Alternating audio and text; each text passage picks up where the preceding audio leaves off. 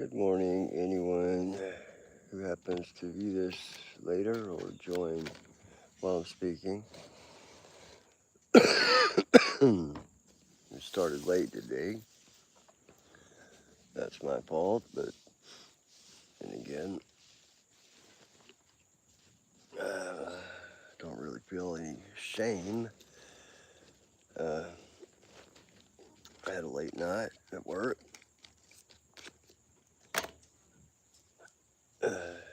And a man is entitled to a little bit of rest after a long day.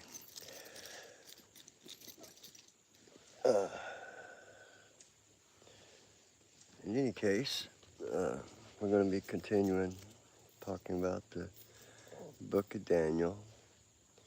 Now I'm going to require a lighter. So let's all go get a lighter.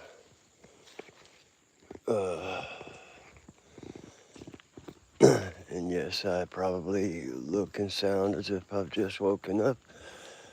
The reason for that is I've just woken up. And that is why we are doing God Hour. That's when God Hour occurs during the first hour of the day after waking. There's a lighter. Oh, pardon me. In any case, we're going to be discussing a little bit more of the book of Daniel. And I have reviewed the content and pored over it a little bit and found it very enlightening in a way that last time I looked at the book of Daniel I had not noticed. So, without further ado, turning to Daniel chapter 7, King James Version, as is my wont, which is captioned in this app, Four Great Beasts. By the way, I don't know if we need to really recap the stuff that happened in the previous 6 chapters, but to summarize, it was mostly a bunch of dreams that Daniel was interpreting for the king. How y'all doing today?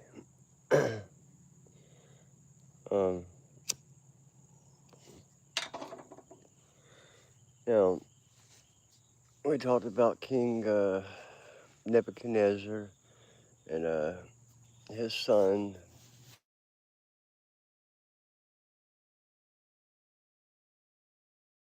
Achan said, I saw in my vision by night, and behold, the four winds of the heavens strode upon the great sea. And four great beasts came up from the sea, diverse one from another. The first was like a lion, and had eagle's wings. I beheld till the wings thereof were plucked, and it was lifted up from the earth, and made stand upon the feet as a man. And a man's heart was given to it. And behold, another beast, a second, like to a bear, and it raised up itself on one side, and it had 3 ribs in its mouth, between the teeth of it. And they said thus unto it, Arise, devour much flesh. After it, 4 wings of a fowl. Excuse me, I skipped that. After this I beheld, and lo, another, like a leopard, which had upon the back of it 4 wings of a fowl. The beast had also 4 heads, and dominion was given to it. After this I saw in the night visions, and behold, a 4th beast, dreadful and terrible and strong exceedingly, and it had great iron teeth. It devoured and brake in pieces, and stamped the residue with the feet of it. And it was diverse from all the beasts that were before it, and it had 10 horns. I considered the horns, and behold, there came up among them another little horn, before whom there were 3 of the first horns plucked up by the roots. And behold, in this horn were eyes like the eyes of a man, and a mouth speaking great things. Hi, Teresa. Verse 9, I beheld till the thrones were cast down, and the Ancient of Days did sit, whose garment was white as snow, and the hair of his head like the pure wool. His throne was like the fiery flame, and his wheels as burning fire. A fiery stream issued and came forth from before him. Thousands ministered unto him, and 10,000 times 10,000 stood before him. The judgment was set, and the books were opened. Now, are already coming upon some, we can see where this is going, I think. The books were opened tells me judgment time.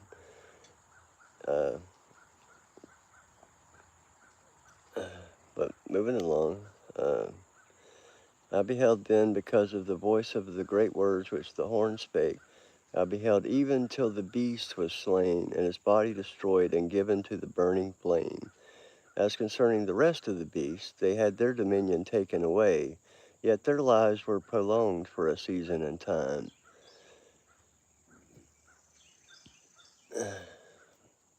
I don't want to put too much of my own interpretation into it till the end of the vision, at least.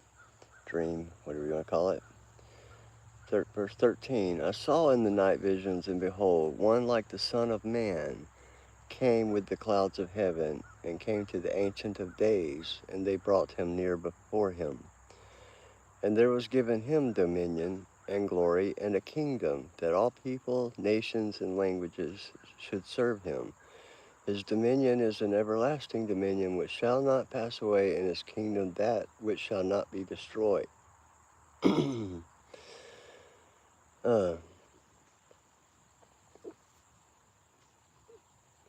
Yeah, I'm going to pause for a second to put some of my own personal interpretation. I'm not a preacher. I'm not a particularly well-read scholar, but it's not my first time through the book of Daniel. But if you were to ask me, I wouldn't have been able to tell you this part until I read it yesterday. I'm seeing reference to this great beast, this horrible beast that compared to the other beasts, which are, beastly, but they're not as ghastly, horrible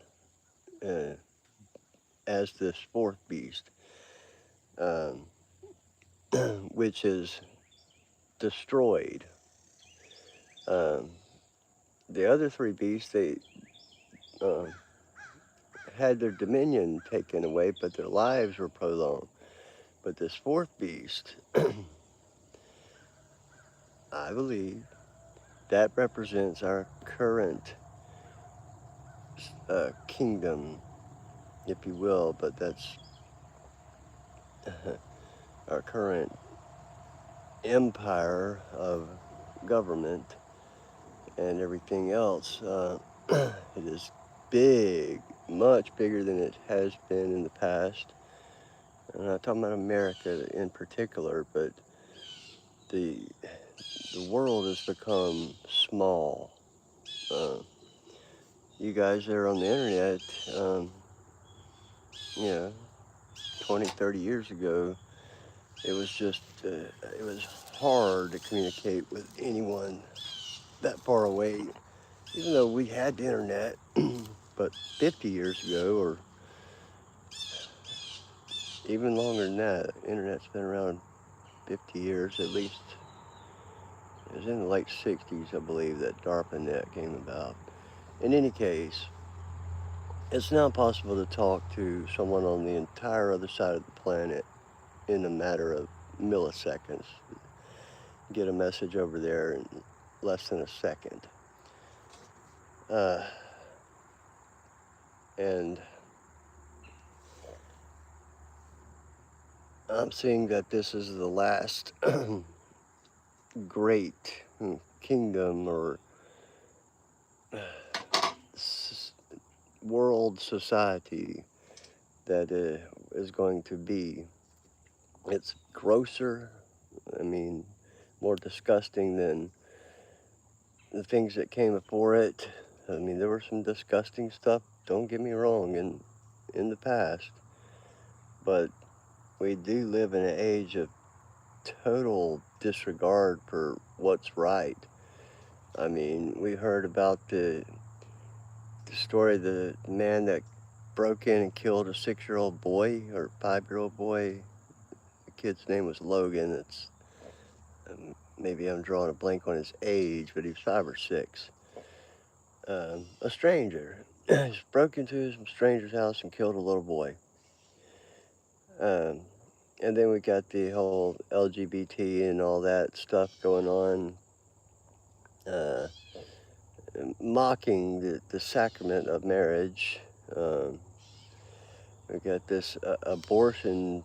I mean, abortions are as old as time itself, but they were rightly considered taboo and things you didn't just talk about in open society. You weren't proud to have an abortion, like I see a lot of people talking about today. Like, oh, just get an abortion. I've had 3. It's not that bad. You know, they're very professional. Yeah, they're very professional because they do it all day long, every day, and they're very good at murdering unborn babies. But I digress.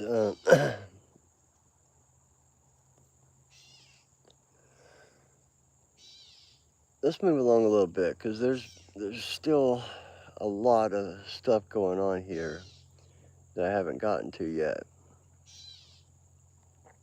Uh, Verse 15, I, Daniel, was grieved in my spirit in the midst of my body, and the visions of my head troubled me. I came near unto one of them that stood by, and asked him the truth of all these things, all this. So he told me, and made me know the interpretation of the things.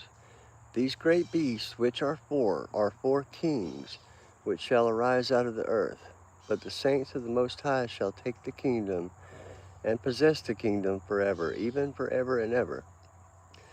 Then I would know the truth of the 4th beast, which was diverse from all the others, exceeding dreadful, whose teeth were of iron, and his nails of brass, which devoured, brake in pieces, and stamped the residue with his feet. And of the 10 horns that were in his head, and of the other which came up, and before whom 3 fell, even of that horn that had eyes, and a mouth that spake very great things, whose look was more stout than his fellows.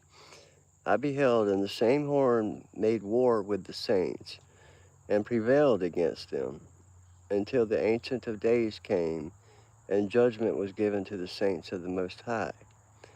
And the time came that the saints possessed the kingdom. Thus he said, the 4th beast shall be the 4th kingdom upon earth, which shall be diverse from all kingdoms, and shall devour the whole earth, and shall tread it down and break it in pieces. That's what I was alluding to. Um, it encompasses the whole earth, um, and it shall devour the whole earth. We've already kind of conceded that we've already devoured the earth. Like we're already looking to go to Mars, for crying out loud, because we've done so poorly with Earth. But that now we need to find another planet to make into a home and then treat it poorly too, probably. Any case, moving on. Uh, as I said, the 4th beast, 4th kingdom are diverse. thou devour the whole, or shall tread it down, break it in pieces. Verse 24. And the 10 horns out of this kingdom are 10 kings that shall arise, and another shall rise after them. And he shall be diverse from the first, and he shall subdue 3 kings. And he shall speak great words against the Most High, and shall wear out the saints of the Most High, and think to change times and laws. And they shall be given into his hand until the time and times and the dividing of time. Now, that's a tricky translation there, because a time and times and the dividing of time. I don't know what to make of that at the moment. I'd have to ponder, but I think it's kind of tangential to the point here. But the judgment shall sit, and they shall take away his dominion to consume and to destroy it unto the end. And the kingdom and dominion and the greatness of the kingdom under the whole heaven shall be given to the people of the saints of the Most High, whose kingdom is an everlasting kingdom, and all dominions shall serve and obey him. So, to finish the chapter out. Hitherto is the end of the matter. As for me, Daniel, my cogitations much troubled me, and my countenance changed in me. But I kept the matter in my heart. All right, that's all well and good. I mean, it's not good and it's not well, but it's a turn of phrase. That chapter, we hear the references to the 4 kingdoms. Later in the book of Daniel, we'll see more about the 4 kingdoms when he talks about the dream of the statue. But in the meantime, we're seeing, I mean, this is a dream given to Daniel, and he's writing about it. Now, the chronology, this isn't, the book isn't going in time, because he said that or wrote that or kept that to himself during the time of Belshazzar, son of Nebuchadnezzar. Now, yes, Daniel himself was also called Belteshazzar, but that's a different person than Belshazzar, who was killed by Darius, if I recall correctly, like a coup. In any case, I want to talk about this next chapter too. Now, in the 3rd year of the reign of King Belshazzar, a vision appeared unto me, even unto me, Daniel, after that which appeared unto me at the first. It's a continuation of the first dream. And I saw in a vision, and it came to pass, when I saw that I was at Shushan in the palace, which is in the province of Elam, and I saw in a vision, and I was by the river of Ulai. Then I lifted up mine eyes and saw, and behold, there stood before the river a ram, which had 2 horns, and the 2 horns were high, but one was higher than the other, and the higher came up last. I saw the ram pushing westward and northward and southward, so that no beast might stand before him. Neither was there any that could deliver out of his hand. But he did according to his will and became great. And as I was considering, behold, an e-goat, which is to say a he-goat, came from the west on the face of the earth, and touched not the ground, and the goat had a notable horn between his eyes. And he came to the ram that had 2 horns, which I had seen standing before the river, and ran unto him in the fury of his power. And I saw him come close unto the ram, and he was moved with choler against him, and smote the ram, and brake his 2 horns. And there was no power in the ram to stand before him. But he cast him down to the ground, and stamped upon him, and there was none that could deliver the ram out of his hand. Therefore the he-goat waxed very great, which is to say, he grew very great. That's what waxing means. And when he was strong, the great horn was broken, and for it came up four notable ones toward the four winds of heaven. Notice there's a theme of four going on here. And out of one of them came forth a little horn, which waxed exceeding great toward the south, toward the east, and toward the pleasant land. I guess that's to say toward southeast and toward the pleasant land.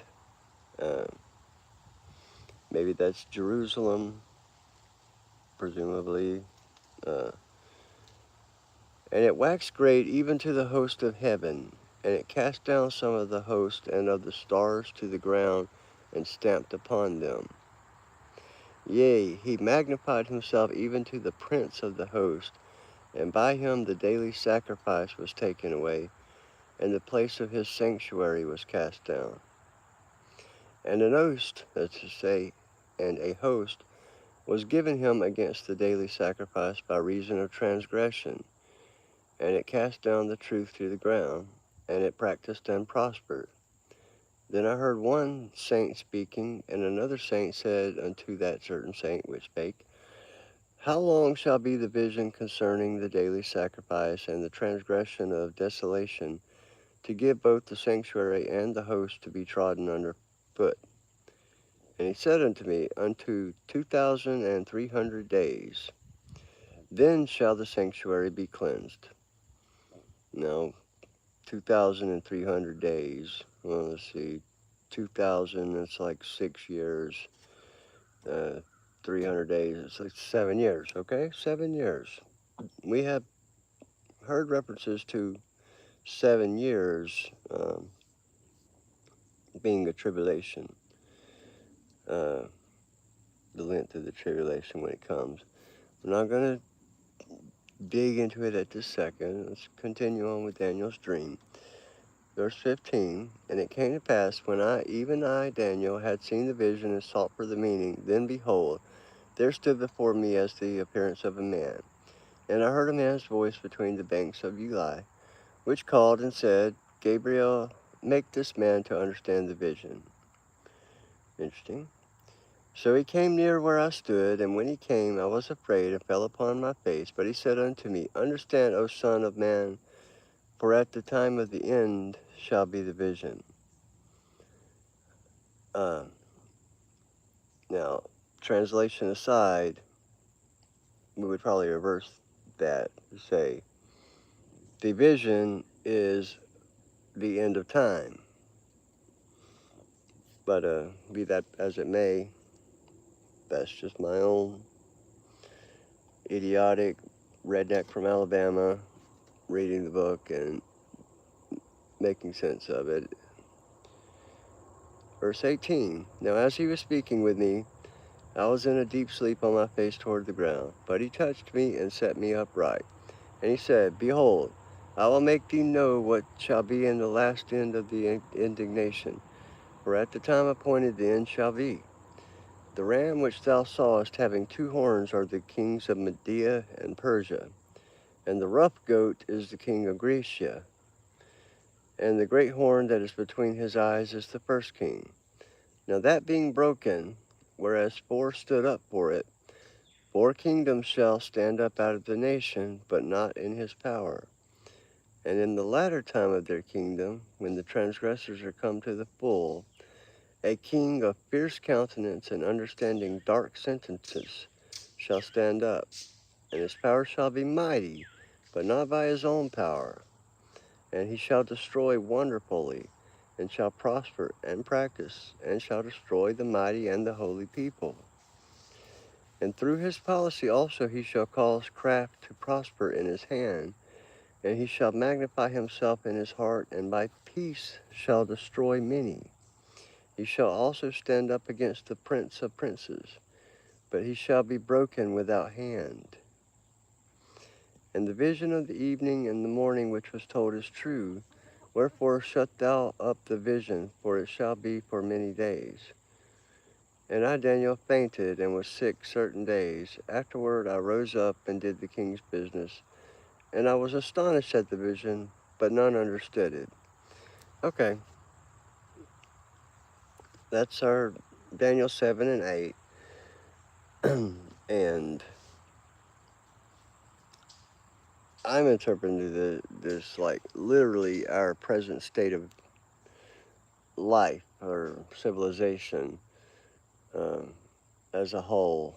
Um, iniquity, just anything wrong can be found, and in most cases be found to be called right. Um, you know, two men getting married and adopting children. Uh, I don't think that's right. I'm entitled to my opinion at this point as an American, um, whether it be against the common theory of America in general or not. But I've often heard people say that God makes no mistakes, and I am totally on board with that. So if God doesn't make mistakes and you believe in God, then why would you consider transgenderism or even uh, marriage that's not between a man and a woman? Now, if for some reason somebody is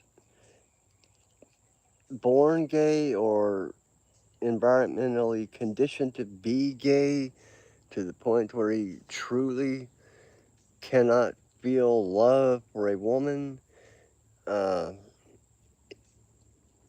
I don't think he's going to hell for that. Uh, I think that he should pray about that and talk to God about that and understand that that's against God's design and will. But just because we are sinners doesn't mean we're damned, uh, because we have the option to be saved by Jesus. Uh, if we were to try to get ourselves to heaven by our own merit, it just can't be done. For one thing, we're all born of original sin. Uh, but even apart from that, does anybody go through a day without at least one sinful thought? I mean, I can think of half a dozen that I've had, um, that I thankfully didn't act on and usually don't act on. But there's also plenty of sins that I do act on. They're generally pretty minor, they're not like breaking the commandments.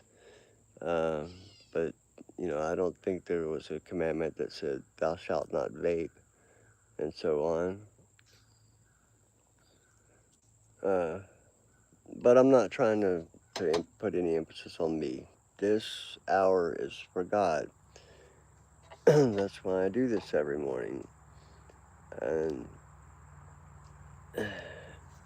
not just uh,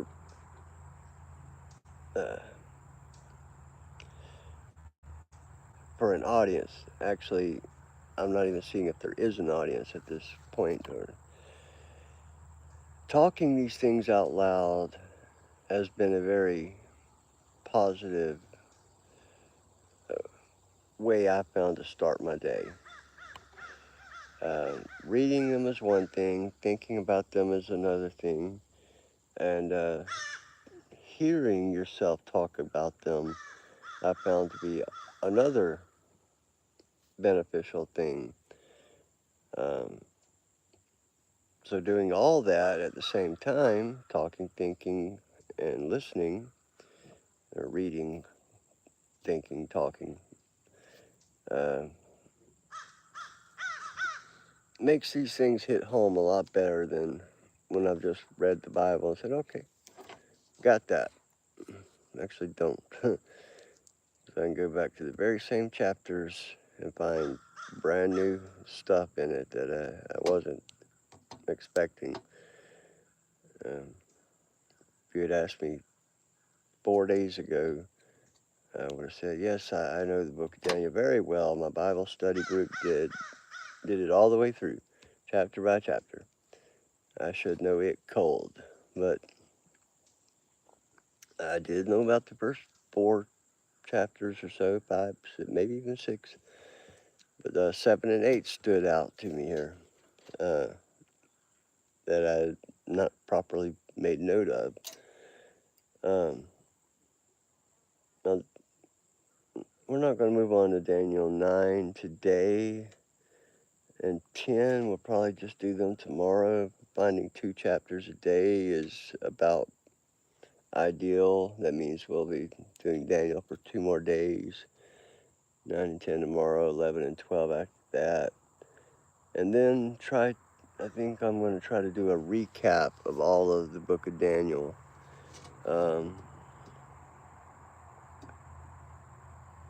Summarize it up in case anybody missed it first. And for my own personal reflection. Now, I appreciate everybody that did join in.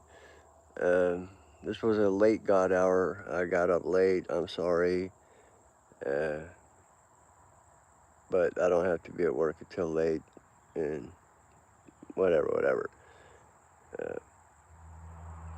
Yeah, I should have gotten up a little earlier, but I was sleeping peacefully and I had no urgent need to be up early. In any case, we're going to talk about the time of restoration tomorrow, as well as the end of the age. So tomorrow we'll probably be keeping into the same vein of conversation and discussion of the end of times as prophesied. I don't know if that's the right word, but as the visions were given to Daniel at that time. I say he wasn't prophesying because he was told to keep these things to himself, you know. But he wrote it down, apparently, and it was discovered later on. Now, that's also the first time I noticed Daniel speaking in the first person.